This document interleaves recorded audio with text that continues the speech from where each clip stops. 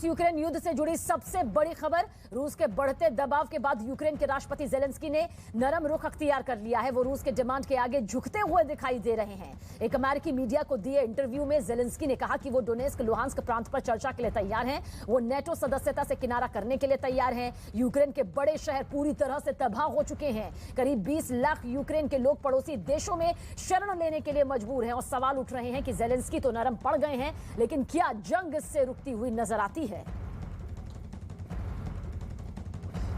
तो अमेरिकी मीडिया के हवाले से इस वक्त की ये सबसे बड़ी खबर सामने आई है कि यूक्रेन के राष्ट्रपति जेलेंस्की का रुख जो है वो नरमी की तरफ दिखाई दे रहा है। देखिए, इससे पहले भी कई बार जेलेंस्की अपने वीडियो को सामने रख चुके हैं, जिसके जरिए उन्होंने कहा है कि वो पीछे हटने को तैयार नहीं है और यूक्रेन में इसी तरह से मुकाबला रूसी हमले का किया जाता रहेगा।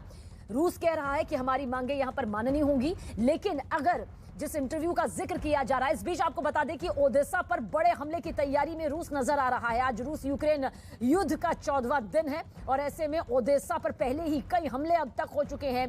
तबाही की तस्वीर यहां से सामने आ चुकी है और अब आप देखिए और बड़े हमले की और बड़े ताकतवर तरीके से हमले की तैयारी में रूस नजर आ रहा है। यानी कि रूस जिस तरह से अपनी क्षमता का इस्तेमाल सैन्य ताकत को आगे बढ़ाते हुए रूसी हमले में कर रहा है, ये ताकत और बढ़ेगी तो यूक्रेन के लिए और मुसीबत यहां पर बढ़ती हुई दिखाई दे रही है, क्योंकि कई बड़े बड़े शहर यूक्रेन के ध्वस्त हो चुके हैं, नष्ट हो चुके हैं। ऐसे में ओदेसा पर बड़े हमले की तैयारी में रूस नजर आ रहा है। रूसी हमला जिसका मुकाबला पिछले 14 दिनों से यूक्रेन कर रहा है। यूक्रेन भी जानता है कि महाशक्तिशाली रूस के सामने टिकना इतना आसान नहीं है। एक एक देश से जो उसे मदद यहां पर मिल रही है वो उसके लिए कितना मायने रखती है। नरमी की खबर भी सामने आ रही है, लेकिन इन खबरों की सच्चाई कितनी है और कितने दिनों में यह युद्ध रुकेगा, फिलहाल ये सब कुछ भविष्य के गर्त में छिपा हुआ है, जिसके बारे में कुछ भी कहना मुश्किल है। क्योंकि जिस तरह से मदद यहां पर कई देशों की अब तक यूक्रेन को मिल चुकी है और रूस पर कई तरह के प्रतिबंध यहां पर सामने आ चुके हैं, उससे रूस की भी बौखलाहट बढ़ रही है और यही वजह है कि रूस ने साफ कर दिया है कि वो अपने हमले यूं ही जारी रखेगा। और ओदेसा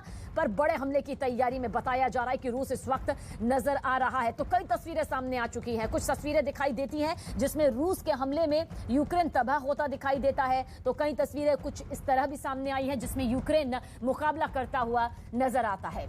और दस्तावेज के आधार